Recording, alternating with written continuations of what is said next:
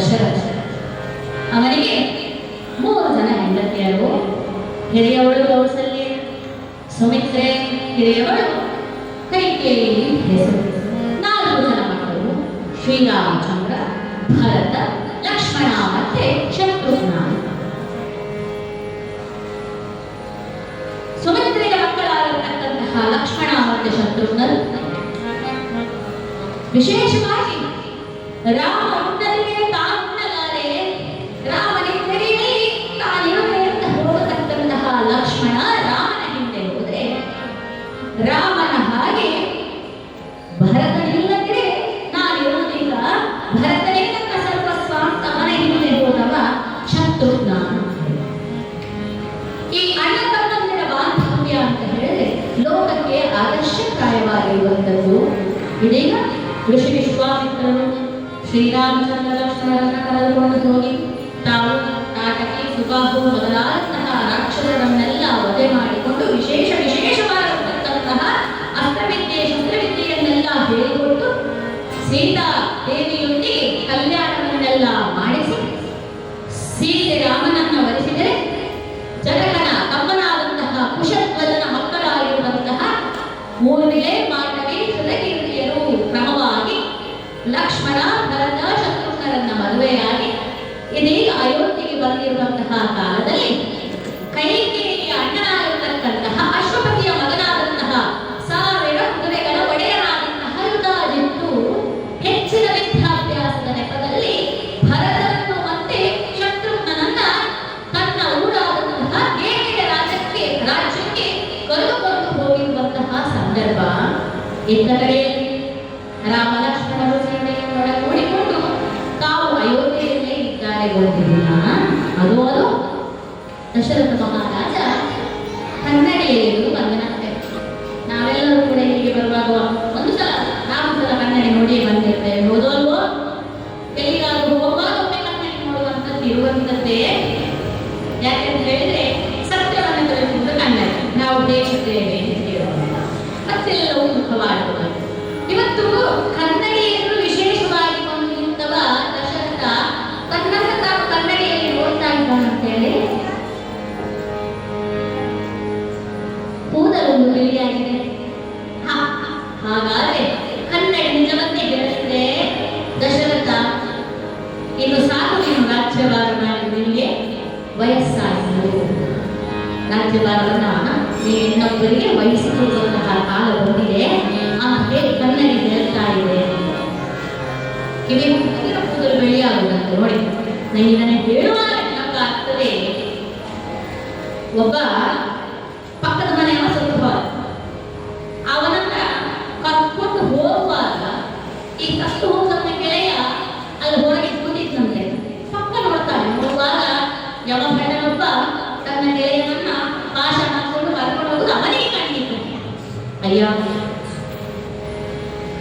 ಒಂದು ನಿಮಿಷ, ನಿನಗೆ ತಡ ಆಗ್ತದೆ ಏನ? ಅಲ್ಲ, ಇವನನ್ನ ಈ ಕುತ್ತಿಗೆ ಕರ್ಕೊಂಡು ಕರ್ಕೊಂಡು ಹೋಗ್ತಾ ಇದೆಯಲ್ಲ ನೀನು, ನನ್ನನ್ನು ಕರ್ಕೊಂಡು ಹೋಗ್ಲಿಕ್ಕೆ ಉಂಟ? ಮತ್ತೆ ಕರ್ಕೊಂಡು ಹೋಗುದೇ, ಲೋಕದಲ್ಲಿ ಎಲ್ಲರನ್ನು ಕರ್ಕೊಂಡು ಹೋಗುದೇ ನಾವು, ಅದಕ್ಕೆ ಇವರು ಅಂತ ಹೇಳ್ತಾರಂತೆ. ಅದು ಯಾವಾಗ ಕರ್ಕೊಂಡು ಹೋಗುದು? ನನಗೊಂದು ಸ್ವಲ್ಪ ಹೋಗುವಾಗ ಹೇಳುವುದೇ, ಓ ಖಂಡಿತ ಸ್ವಲ್ಪ ಸಮಯ ಮೊದಲು ನಾನೇ ನಿಮಗೆ ಸೂಚನೆ ಕೊಡ್ತೇನೆ ಅಂತ ಹೇಳ್ತಾರೆ. ಸರಿ, ಒಂದು ದಿವಸ ಇವತ್ತೂ ಅವನೇ ಬಂದ ಇವನನ್ನು ಕರ್ಕೊಂಡು ಹೋಗ್ಲಿಕ್ಕೆ. ಅಲ್ಲಿ ಮನೆ ನೀನಲ್ಲ ನನಗೆ ಸೂಚನೆ ಕೊಡ್ತೇನೆ ಅಂತ ಹೇಳಿದ್ವಿ, ನೀನು ಸೀದಾ ಬರಬಹುದೇ ನನ್ನನ್ನ? ನೀನು ಸೂಚನೆ ಕೊಟ್ಟಿಲ್ಲ ನನಗೆ, ಈಗ ಒಂದು ಮಾತು ತಪ್ಪಬಾರ್ದು. ಅವನ ಭಟ್ಟರು ಯಾರಯ್ಯ ಹೇಳಿ ನೋಡು, ನಾನು ಮೊದಲು ನಿನಗೆ ಪ್ರಾಯ ಆಯಿತು ಕರ್ಕೊಂಡು ಹೋಗ್ಲಿಕ್ಕೆ ಬರ್ತೇನೆ ಅಂತ ಹೇಳಿ ಕಿವಿಯ ಹತ್ರ ಬಂದೇ ಹೇಳ್ತೀನಿ. ಕೂದಲು ಬಿಳಿಯಾಯ್ತೋ ಇಲ್ವೋ? ನೀನು ಹೋದ್ರೆ ಯಾರ ಮೇಲೆ ಹಚ್ಚಿಕೊಂಡಿದ್ದಕ್ಕೆ ನಾನೇನು ಮಾಡಿ? ಸರಿ, ನನಗೆ ಅರ್ಥ ಆಗಲಿಲ್ಲ ಅಂತ ಹೇಳಿ ನಾನು ಚಪ್ಪಟೆ ಒಂದು ಪೆಟ್ಟು ಹಾಕಿ ಹೇಳಿದೆ, ನಿನಗೆ ಪ್ರಾಯ ಆಯಿತು, ನಿನ್ನ ಹಲ್ಲೆಲ್ಲ ಉದುರಿತೋ ಇಲ್ವೋ? ನೀನು ಡೆಂಟಿಸ್ಟ್ ಹತ್ರ ಹೋಗಿ ಪೆಟ್ಟು ಮಾಡಿಸ್ಕೊಂಡೆ, ನನ್ನ ತಪ್ಪ. ಆಮೇಲೆ ಒಂದು ಸ್ವಲ್ಪ ಮೇಲೆ ಬಂದು ನಿನಗೆ ಹೇಳಿದೆ, ಕಣ್ಣು ಕಾಣಿಲ್ಲ ನಿನಗೆ, ನೀನು ಹೋಗಿ ಅದಕ್ಕೆ ಬೇಕಾದಂತಹ ಲೆನ್ಸ್ ಎಲ್ಲ ಹಾಕೊಂಡು ಬಂದ, ನನ್ನ ತಪ್ಪ.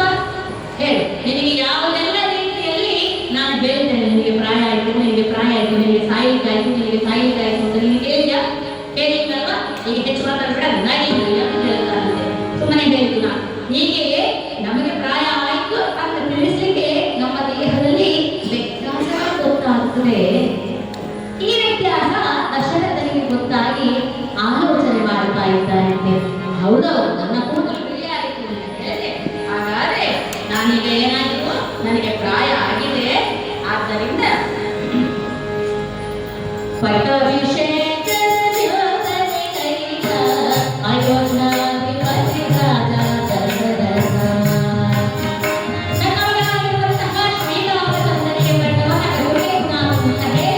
ಚಿಂತನೆ ಮಾಡ್ತಾ ಇದ್ದಾನೆ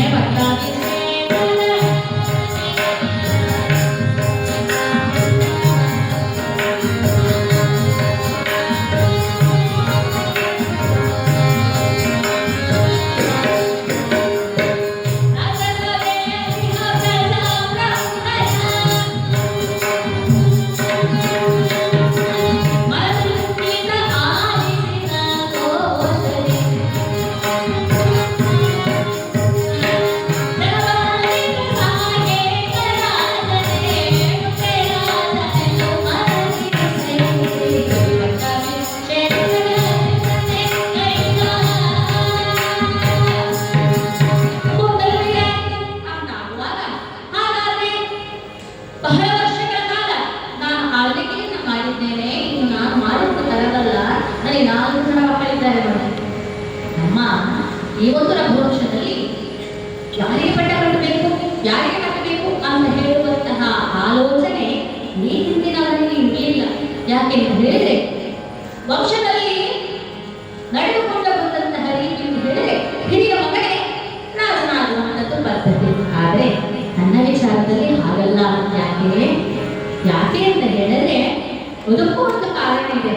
ಹಿಂದೆ ಕೈಕೇಯಿಯಿಂದ ಮದುವೆಯಾಗುವಂತಹ ಸಂದರ್ಭದಲ್ಲಿ ಮಕ್ಕಳಾಗದೇ ಇರತಕ್ಕಂತಹ ದಶರಥ, ಅವನಿಗೆ 350 ಮದುವೆ ಆಗಿದೆ, ಅದೆಲ್ಲ ವಿಚಾರ. ಪಟ್ಟದರಸೇನಾಗಿ 3 ಜನ ಇದ್ದಾರೆ. ಕೌಸಲ್ಯ ಇದ್ದಾರೆ, ಸುಮಿತ್ರೆ ಇದ್ದಾರೆ. ಕಡೆಗೆ ಮಕ್ಕಳೇ ಆಗಲಿರುವ ಕೈಕೇಯಿಯಿಂದ ಮದುವೆ ಆಗುವಾಗ ಅಶ್ವತ್ಥನಿಗೆ ಕೊಟ್ಟಿರುವಂತಹ ಮಾತೆ ಏನು, ನಿನ್ನ ಮಗಳಿಗೆ ಹುಟ್ಟಿದಂತಹ ಮಗನಿಗೆ ನಾನು ರಾಜ್ಯವನ್ನ ಪಟ್ಟಕಟ್ಟುತ್ತೇನೆ ಅಂತ ಹೇಳಿ. ಈಗ ನನ್ನ ಮಗ ಇದ್ದಾನೆ ಶ್ರೀರಾಮಚಂದ್ರ, ಹಿರಿಯ, ನಮ್ಮ ವಂಶದಲ್ಲಿ ಹಿರಿಯರಿಗೆ ಕಟ್ಟುವಂಥದ್ದು.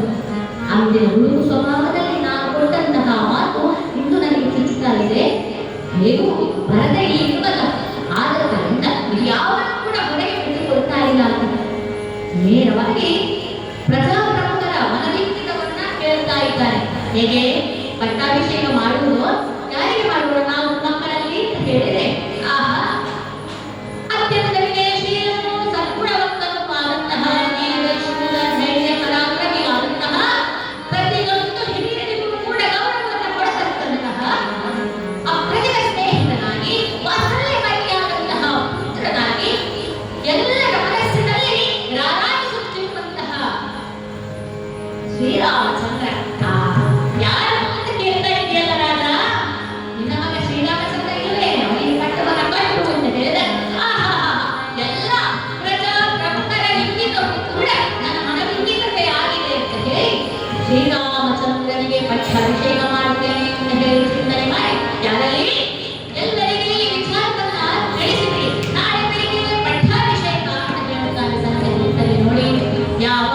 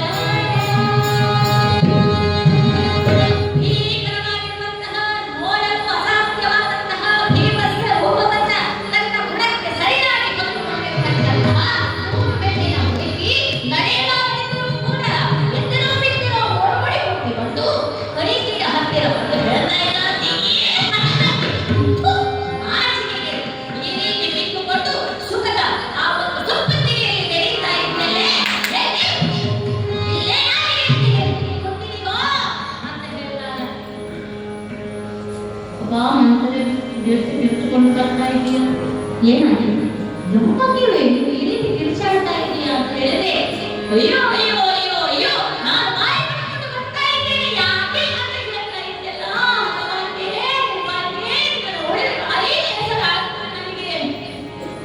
ಯಾಕೆ ಮಾಡ್ತೇವೆ ಹೇಗಕ್ಕ ಪ್ರಿಯದಾಸಿ, ಯಾಕಪ್ಪ ಇಷ್ಟೊಂದು ಚಿಂತೆ ಮಾಡ್ತಾ ಇದೀಯಾ, ಏನಾಗಿದೆ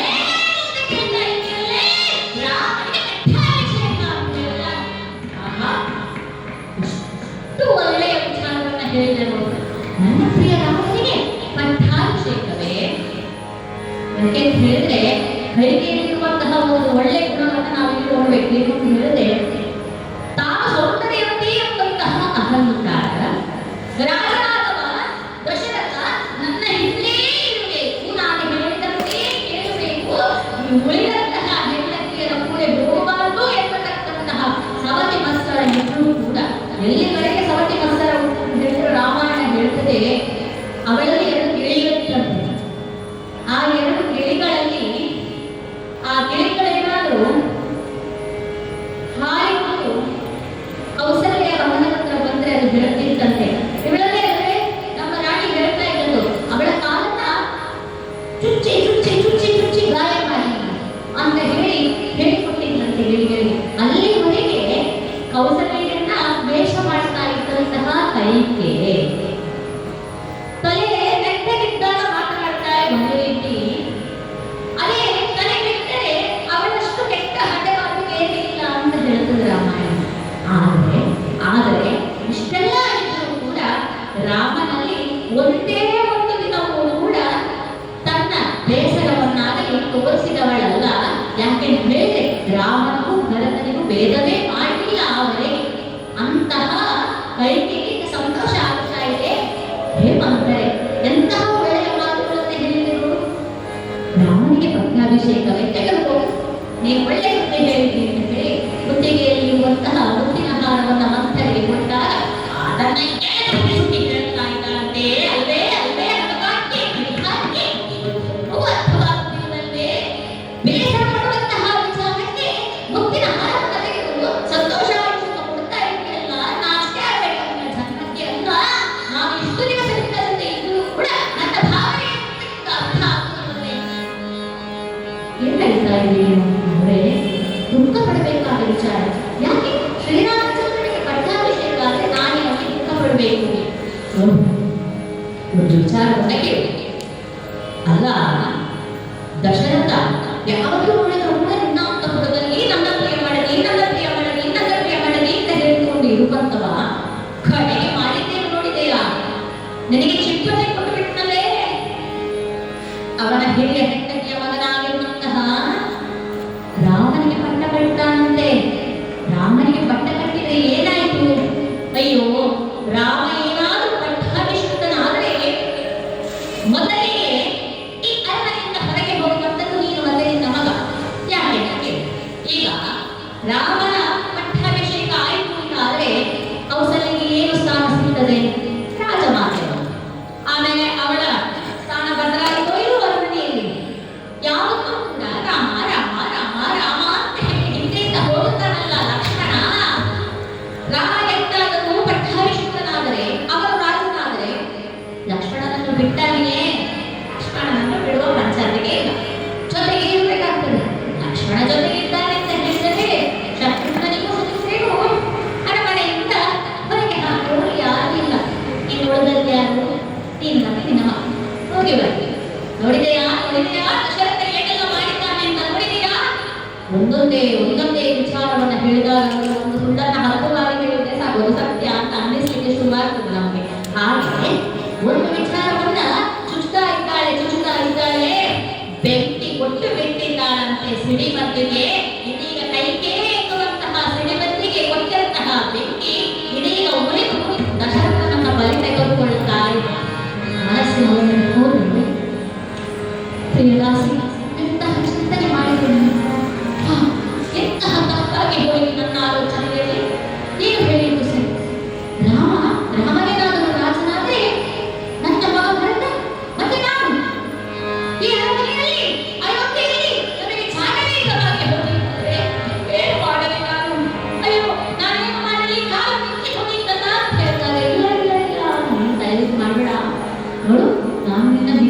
ಬಯಸುವುದು ಗೊತ್ತಾಯಿತಲ್ಲ. ಒಂದು ಆಲೋಚನೆ ಮಾಡಿ. ಈ ವಿಚಾರವನ್ನ ಒಂದು ವಿಚಾರಗಳು ಎಲ್ಲರಿಗೂ ಕೂಡ ಹೇಳ್ತಾರೆ. ಒಮ್ಮೆ ಹೊರಗೆ ಹೋಗಿ ನೋಡಿ ಬಾ, ಯಾವ ರೀತಿಯಲ್ಲಿ ಪಟ್ಟಾಭಿಷೇಕಕ್ಕೆ ಇಡೀ ಅಯೋಧ್ಯ ನಗರವು ಸಿಂಗರಿಸಲ್ಪಟ್ಟಿದೆ ಅಂತ ನೋಡಿದ್ರೆ ಅಷ್ಟೆಲ್ಲ ಎಲ್ಲರಿಗೂ ತಿಳಿಸಿರುವಂತಹ ದಶರಥ ನಿನಗೆ ಹೇಳಿದ್ದೇನೆ ವಿಚಾರ, ನಿನಗೆ ಹೇಳಿದ್ದಾಗಿಲ್ಲ. ಯಾಕೆ ಹೇಳಿಲ್ಲ? ನಿನ್ನ ಕಿವಿಗೆ ಬೀಳಬಾರದು ಅಂತಾನೇ ಹೇಳಿಲ್ಲ. ಆದ್ದರಿಂದ ನೀನೇನು ಚಿಂತೆ ಮಾಡಬೇಡ, ದಶರಥ ಬಂದೇ ಬರ್ತಾನೆ ಇಲ್ಲಿ. ಅವನಾಗ ಅಂದು ದೇವಾಸುರ ಯುದ್ಧ ಕಾಲದಲ್ಲಿ ನಿನಗೆ 2 ವಚನವನ್ನು ನಡೆಸಿಕೊಡ್ತೇನೆ ಅಂತ ಹೇಳಿದ್ದೇನೆ, ಹೊರಕೊಡ್ತೇನೆ ಅಂತ ಹೇಳಿದ್ದಾರೆ. ಅದನ್ನು ನೆನಪಿಸಿ ನನಗೀಗಲೇ ಆ 2 ವರವನ್ನು ಕೊಡಬೇಕು ಅಂತ ಹೇಳು. ಏನು ಅಂತ ಕೇಳಿದ್ರೆ ಸರಿಯಾಗಿ ಹೇಳು. ರಾಮನಿಗೆ ರಾಜ್ಯಾಭಿಷೇಕ ಆಗಬಹುದು, ಭರತನಿಗೆ ರಾಜ್ಯಾಭಿಷೇಕ ಆಗಬೇಕು. ರಾಮ ಇಲ್ಲಿರಬಹುದು, ಕಾಡಿಗೆ ಹೋಗಬೇಕು, ಸರಿ ಸರಿ ನಾನು ಹಾಗೆ ಮಾಡ್ತೇನೆ ಅಂತ ಹೇಳಿದ್ರೆ ನನ್ನ ಸುಮ್ಮನೆ ಮುಂದೆ ಹೆಣ್ಣೆ ಅಂತ ಹೇಳಿದ್ದೆ ನಾನು. ಅಲ್ಲ, ಹೀಗೆ ರಾಜಕೋಶದಲ್ಲಿ ಇದ್ರೆ ನಿನಗೆ ಬೇಸರ ಆಗಿದೆ ಅಂತ ಹೇಗೆ ಗೊತ್ತಾಗುವುದು?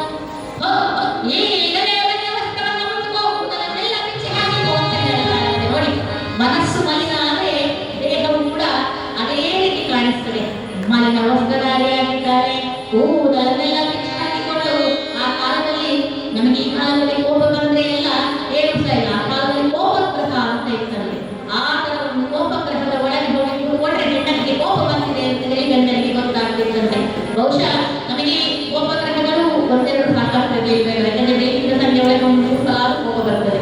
ಆದ್ದರಿಂದ ಮತ್ತೆ ಮನೆಯಲ್ಲೆಲ್ಲ ಕೆಲಸಕ್ಕೆ ಹೋಗಿ ಮನೆಯಲ್ಲೇ ಕೂತ್ಕೊಳ್ಬೇಕಾಗ್ತಿತ್ತು. ಇರಲಿ, ಅದು ಈ ಕಾಲ ಅಲ್ಲ, ಅದು ಆ ಕಾಲ. ಕೋಪಗ್ರಹಕ್ಕೆ ಹೋಗಿ ಕುಳಿತುಕೊಂಡಿದ್ದಾರೆ ಇದ್ದ ದಶರಥ. ಆಲೋಚನೆ ಮಾಡ್ತಾ ಇದ್ದೇನೆ, ಎಲ್ಲರಿಗೂ ನಾನು ತಿಳಿಸಿದ್ದೇನೆ.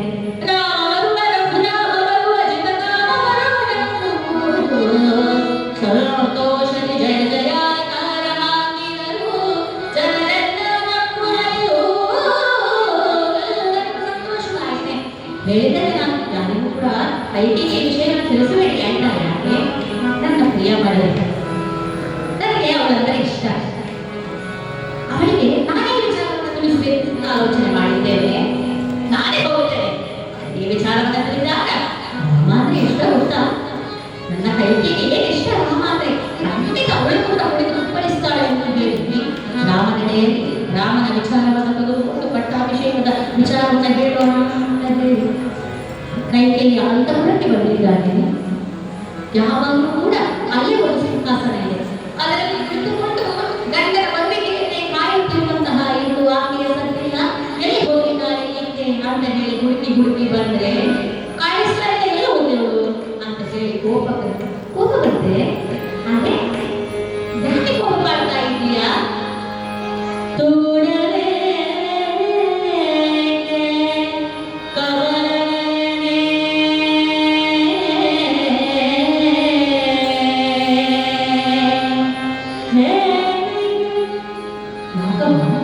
ಏನಾಯ್ತು ಅಂತ ಇದೆಯಾ? ಬೇಸರದಲ್ಲಿ ಕೂತಿದೆಯಾ? ಕೋಪವೋ ತಾಪವೋ ಏನಾಯ್ತು ನಿನಗೆ? ತೋಡವೇ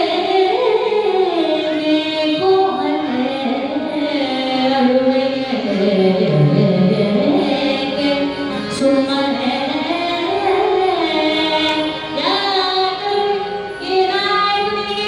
ಹೇಳು.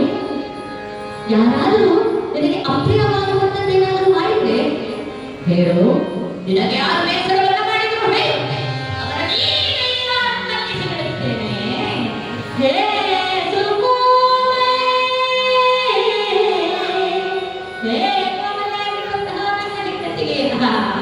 ನನ್ನ ಪ್ರಿಯ ಇನ್ನೊಂದು ಬೇಸರ ಮಾಡುವುದು ಅಂತ ಹೇಳಿದೆ. ನೋಡು, ನಿಮಗೆ ಸರಿಯಾಗಬೇಕಾದ್ರೆ ನಾನೇನು ಮಾಡಬೇಕು? ದಶರಥನ ಮಾತು ನೋಡಿ ಹೇಳ್ತಾ ಇದ್ದಾನೆ, ಯಾವಾದರೂ ಗತಿಯಿಲ್ಲದವರನ್ನ ಧನಿಕನನ್ನಾಗಿ ಮಾಡಬೇಕೇ? ಯಾವನಾದರೂ ಧನಿಕನನ್ನ ನಿರ್ಗತಿಕನನ್ನಾಗಿ ಮಾಡಬೇಕೇ? ನಿನಗೋಸ್ಕರ ಅದನ್ನು ಮಾಡ್ತೇನೆ. ಯಾರಾದರೂ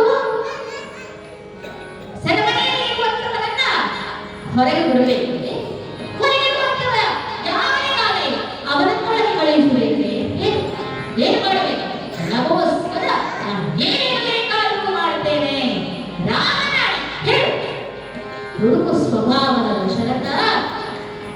ವೃದ್ಧಾನಾಂ ತನ್ಮೇತ್ ವಿಷಂ ಅಂತ ಹೇಳ್ತಾರೆ. ಕಾಮಾತ್ಮನಾಗಿ ಆ ಸಂದರ್ಭದಲ್ಲಿ ಅವನಿಗೆ ಕಾಮಾತ್ರ ಅಂತ ಹೇಳ್ತದೆ. ಅಂತ ಹೇಳಿದ್ರೆ ಭಗವದ್ಗೀತೆ ಹೇಳ್ತದೆ, ಧ್ಯಾಯೋ ವಿಷಯಾನ್ ಮುಕ್ತ ಸಂಗಸ್ತೆ ಶೋಭಾಯತೆ ಸಂಗ ಸಂಜಾಯತೆ ಕಾಮಕ್ರೋಧೋಭಿಜಾಯತೆ.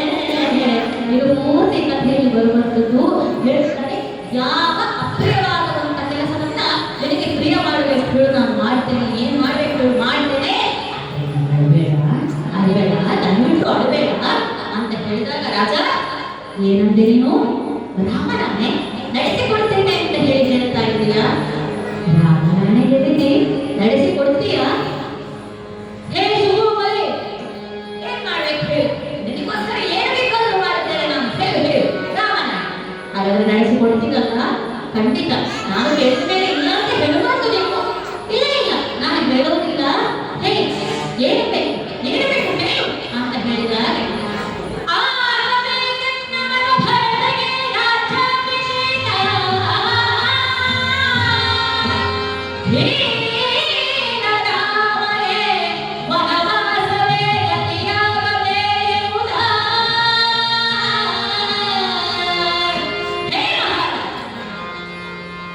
ಹೇಳ್ತಾ ಇದ್ದೇನೆ, ರಾಮನಿಗೆ ಪಟ್ಟಾಭಿಷೇಕ ಮಾಡಬೇಕು ಅಂತ ಚಿಂತನೆ ಮಾಡಿದ್ದೀರಲ್ಲ, ರಾಮನಿಗೆ ಪಟ್ಟಾಭಿಷೇಕ ಆದ ಕೂಡಲು ನನ್ನ ಭರತನಿಗೆ ರಾಜ್ಯಾಭಿಷೇಕ ಆಗಲಿ.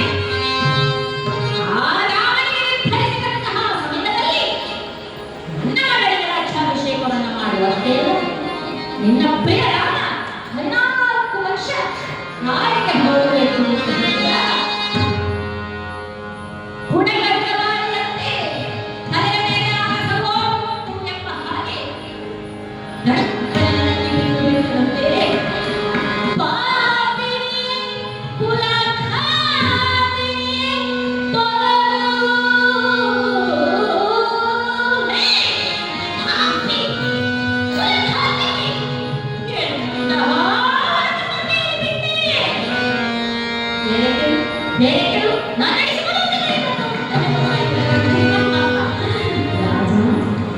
ನಡೆಸಿಕೊಳ್ಳುವುದಿಲ್ಲ ಅಂತ ಹೇಳುವನಾಗಿಲ್ಲ ನೀನು. ಯಾಕೆ? ದೇವಾಸುರ ಕಾಲದಲ್ಲಿ 2 ವರ ಕೊಡ್ತೇನೆ ಅಂತ ಹೇಳಿದಾಗ ಬೇಕಾದಾಗ ಕೇಳ್ತೇನೆ ಅಂತ ಹೇಳಿದ್ದೇನೆ. ವಚನ ಭ್ರಷ್ಟರಾಗುತ್ತೆ ಅಂತ ಹೇಳಿದ್ರೆ ಹೇಳ್ಬೇಡ, ಕೊಡಬೇಡ. ನೀನು ವಚನ ಭ್ರಷ್ಟರಾಗ್ತೀಯೋ? ಓಹೋ, ಅಷ್ಟೇನೋ? ಹಾಗಾದ್ರೆ ದಶರಥ ಮಾತ್ರ ನಡೆಸಿಕೊಳ್ಳುವುದಿಲ್ಲ ಅಂತ ಆಯ್ತಲ್ಲ ಅಂತ ಹೇಳಿದಾಗ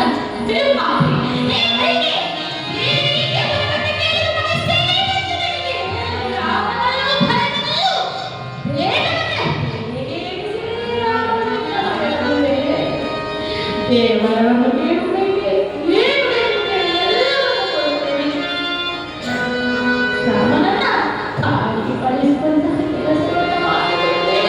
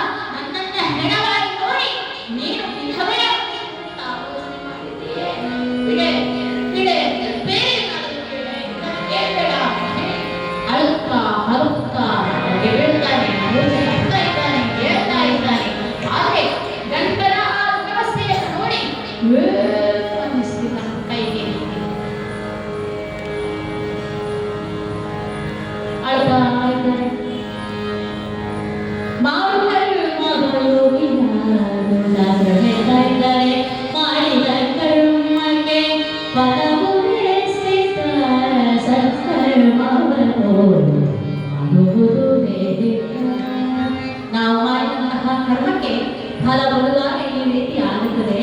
ಯಾಕೆ ಹೇಳಿದರೆ ನೋಡಿ ಅಂತ ಹೇಳುವಂಥದ್ದು, 1,000 ಮರಗಳನ್ನು ಒಂದು ಕಡೆ ಕಟ್ಟಿ ಅದರ 1000 ಕರುಗಳನ್ನು ಇನ್ನೊಂದೆಡೆಯಿಂದ ಬಿಟ್ಟರೆ ಆ ತನ್ನ ತಾಯಿ ಯಾರೋ ಆ ದನದ ಹತ್ತಿರವೇ ಆ ಕರು ಓಡುತ್ತದಂತೆ, ಹುಡುಕಿ ಹುಡುಕಿ ಓಡುತ್ತದೆ. ಅವಳೋ ಇವಳೋ ಅಂತ ಅದಕ್ಕೆ ಸಂಶಯ ಬರುವುದಿಲ್ಲ. ನನ್ನ ಇದು ಅಂತ ಹೇಳಿ 1000 ಜನ ಬಿಟ್ಟು ಅದು ಹುಡುಕಿಕೊಂಡು ಹೋಗುತ್ತದೆ. ಹಾಗೆ ಮಾಡಿದಂತಹ ಕರ್ಮ ಬೆಂಬಿಡುವುದಿಲ್ಲ ಅಂತ ಹೇಳುವುದಕ್ಕೆ ಹಿಂದೆ ನಾನು ಮಾಡಿದಂತಹ ಆ ಒಂದು ಕೆಟ್ಟ ಕಾರ್ಯ, ಒಂದು ಋಷಿಕುಮಾರನನ್ನ